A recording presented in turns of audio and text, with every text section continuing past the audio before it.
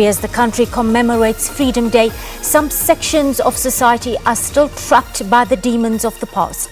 At this small farming town of Coligny in the northwest province, relations have indeed soured, with residents here divided along racial lines, following the much publicized incident of the killing of 16-year-old Matlhomola Mosweu by two farm workers. Mothibedi reports. Freedom, as envisaged by those who sacrificed their life for it, was for people of all races to live together in peace. But not in Coligny.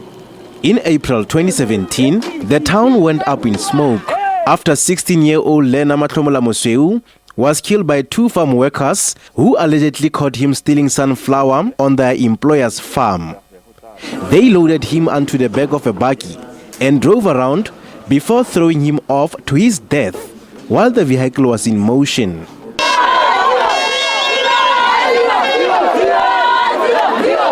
This sparked mass protests, with several houses and trucks belonging to white residents torched.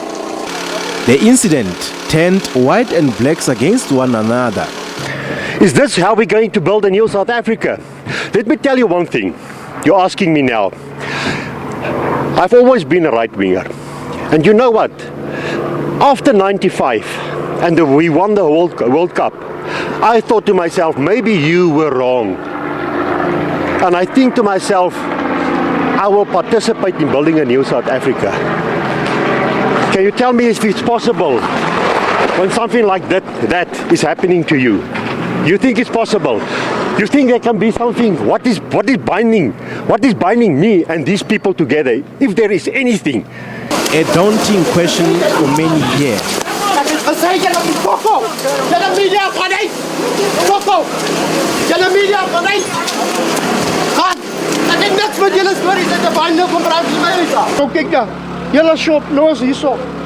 Where do I go?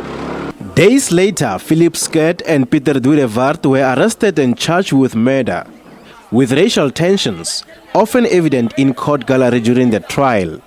The two were found guilty of murder, kidnapping and defeating the ends of justice. It appears, at the time, politics was fueling what was already a volatile environment.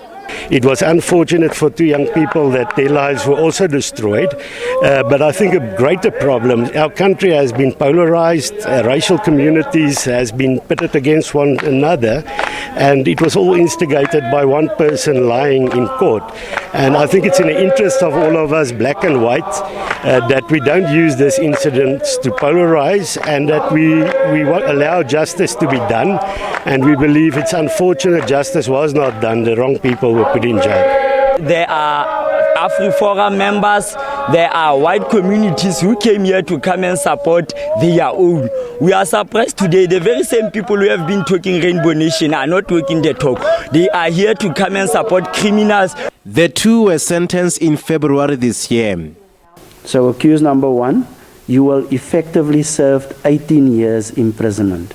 So accused number two, you will effectively serve 23 years imprisonment.